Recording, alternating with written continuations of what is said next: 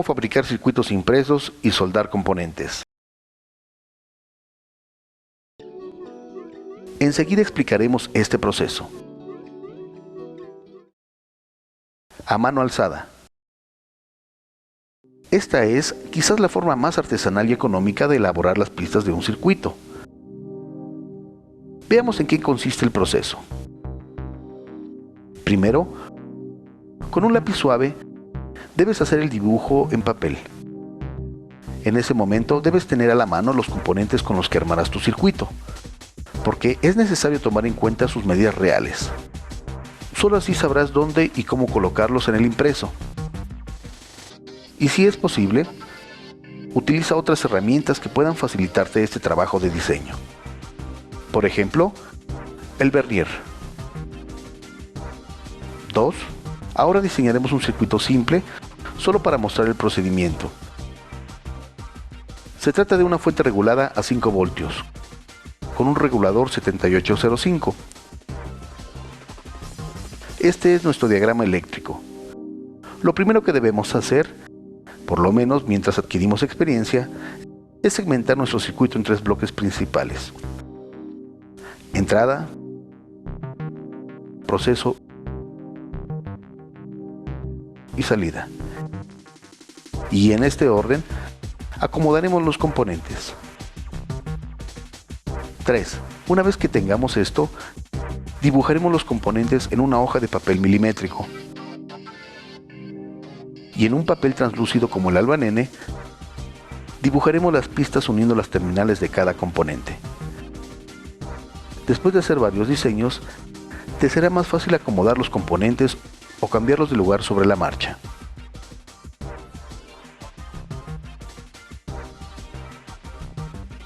Cuatro. Tomando siempre la referencia del diagrama eléctrico, dibujaremos una línea entre los componentes. Por ahora, no las remarcaremos para que luego podamos borrarlas si es necesario. No olvides que como serán pistas de conducción, nunca deben tocarse o cruzarse entre sí. 5. Una vez que hayas terminado y verificado las rutas de las pistas, podrás remarcar las líneas y acomodarlas de manera determinada. 6. Trata de agrandar el área de las terminales de los componentes llamado pads, ya que aquí se aplicará soldadura y por lo tanto se requiere más área de contacto.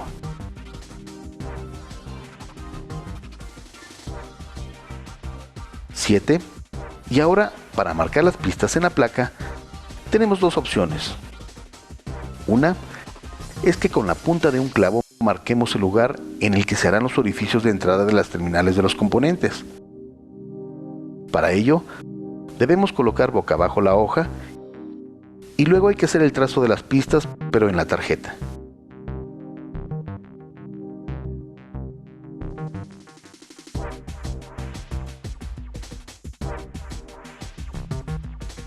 La otra opción es colocar cinta de aislamiento, comúnmente llamada masking tape, sobre la tarjeta.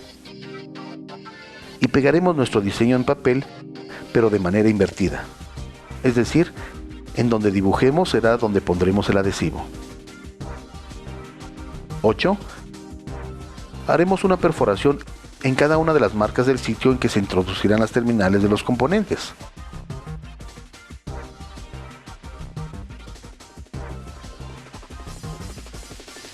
9. Con una navaja de tipo exacto, recortaremos las pistas para hacer una mascarilla. Este proceso debe hacerse con mucho cuidado porque la navaja es demasiado filosa. Eliminaremos las partes sobrantes hasta que todas las pistas queden descubiertas. Y luego rellenaremos estas con un marcador de tinta indeleble, cuidando que ninguna quede descubierta. La capa de cobre también debe quedar totalmente cubierta. 10. Por último, retiraremos la mascarilla de masking tape y así nuestra tarjeta estará lista para ser grabada en ácido. Calcomanías. Para evitar el trabajo artesanal de recorte realizado en el método anterior, podemos utilizar las planillas de calcomanía especialmente diseñadas para elaborar circuitos impresos. Estas calcomanías tienen formas básicas de líneas de pads, curvas y otros trazos. Para utilizar este tipo de calcomanías, la tarjeta debe estar libre de polvo, grasa y otras impurezas. Si se requiere limpiar la placa, utilizaremos un trozo de algodón humedecido con alcohol. Para iniciar este procedimiento, debemos marcar el sitio en que se harán los orificios de entrada de las terminales de los componentes. Y después hay que pegar las calcomanías.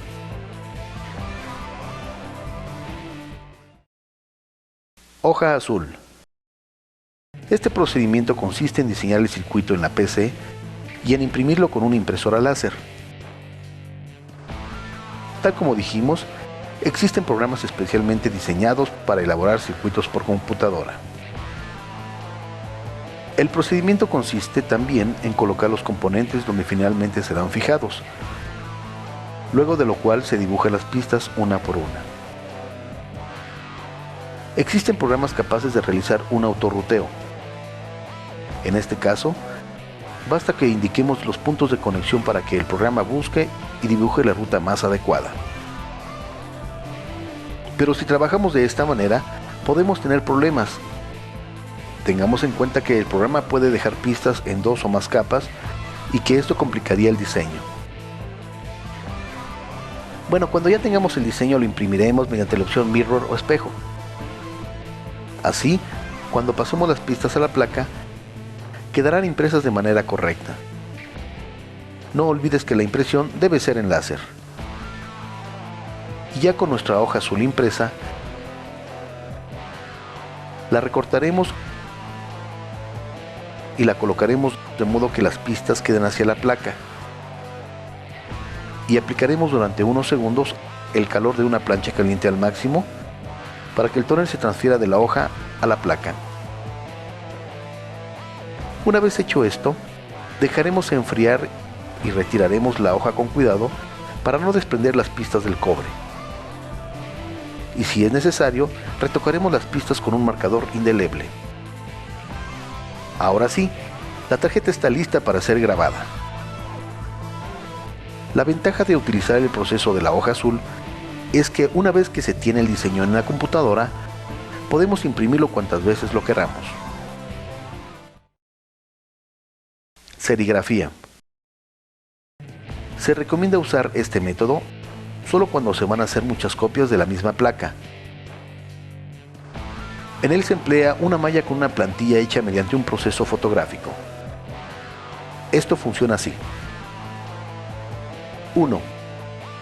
Cuando ya se tiene el diseño del circuito en un software para diseño PCB, se imprime en espejo y luego se saca un positivo fotomecánico o de preprensa digital.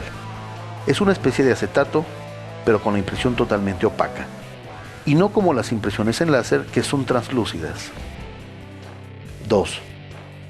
Se prepara un marco con una malla de serigrafía de 90 hilos por pulgada y se aplica una emulsión fotográfica.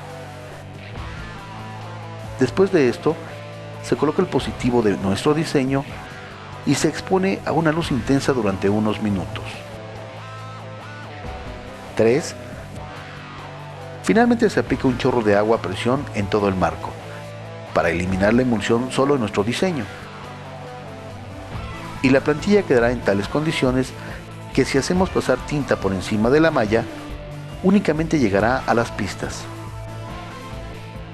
Gracias a esto, lograremos una impresión perfecta en nuestras placas vírgenes. En Internet existe mucha información e incluso cursos completos de serigrafía, para que conozcas más a fondo este proceso. Método eficaz de grabado. Bien, pues ya explicamos la forma de dibujar o transferir las pistas en la placa virgen de cobre. Ahora describiremos el proceso de grabación de esta placa. Llamamos grabado de la placa al proceso de quitar todo el cobre excedente y dejar solo las pistas para que tengamos nuestro circuito impreso. Para hacer esto, necesitamos una sustancia química que sea muy corrosiva y que ataque rápidamente al cobre. Una de las más recomendables es el cloruro férrico. Es un compuesto que en unos cuantos minutos elimina el cobre restante de nuestro diseño.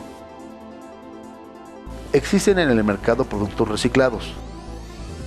Cuando el producto es nuevo, se encuentra en estado líquido. Tiene un color café claro y cierto tono amarillo. En cambio, un producto reciclado es viscoso y muy oscuro. Ambos sirven, pero el nuevo actúa con mayor rapidez y eficacia. No olvides revisar que las pistas estén perfectamente delineadas. Cualquier rayado o porosidad que se haya grabado puede generar problemas en el funcionamiento de nuestro circuito. Después de esto, lo único que nos hace falta es conseguir un recipiente un poco más grande que la placa. Como estas sustancias químicas son tóxicas, debemos manejarlas con ciertos cuidados básicos como los siguientes. Hay que trabajar con ellas en lugares bien ventilados. No debemos inhalar directamente los vapores que se despiden. Usemos guantes de plástico o látex para manipularlas. Evitemos que toquen nuestra piel, ojos o ropa.